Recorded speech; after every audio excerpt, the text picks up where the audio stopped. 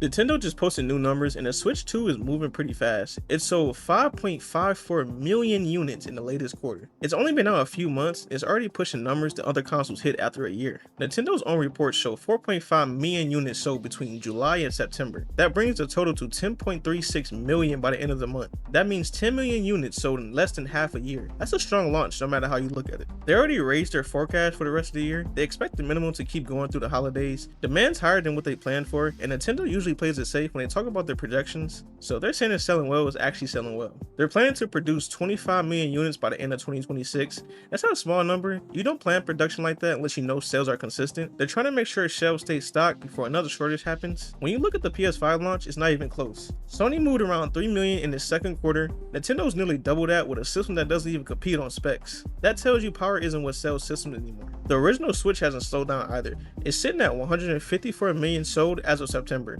That's basically tied with the DS, which was one of Nintendo's biggest hits ever.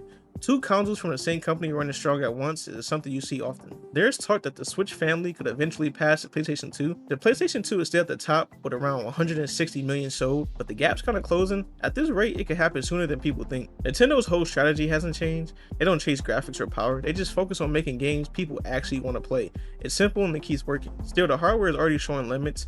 A few third-party games are struggling with frame rates and performance. Developers are making it work, but you can tell some of them are pushing the system hard already. That's the trade-off though. Nintendo's focus on portability and accessibility. It worked before and it's showing again. People expect new consoles to handle bigger titles, and that'll be the challenge moving forward. They're ramping up production now to keep up with demand. That's smart, but any delay in supply chains could slow the momentum down. The global parts situation isn't perfect yet.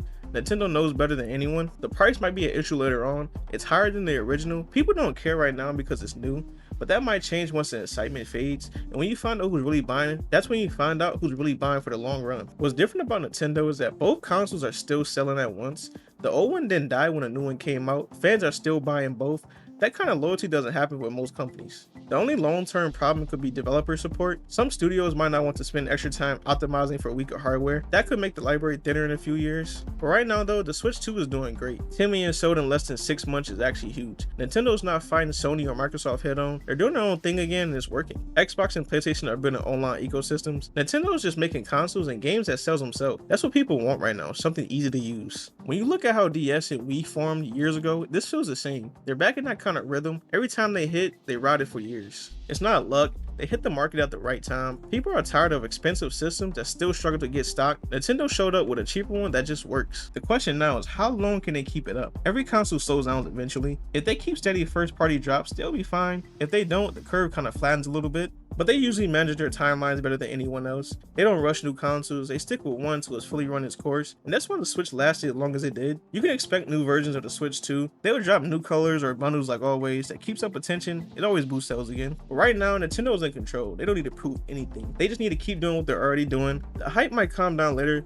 but this start puts them in a strong position. No matter what happens next year, it's clear they're still leading the market in their own way. But that's all for now. We'll see how long Nintendo keeps the streak going. If the Switch 2 keeps up these numbers, then next year's going to be real interesting. Drop a like if you enjoyed the video. Let me know what you think about these sales. Like, comment, subscribe. It's your boy Memories. I'll catch you boys next time. Peace.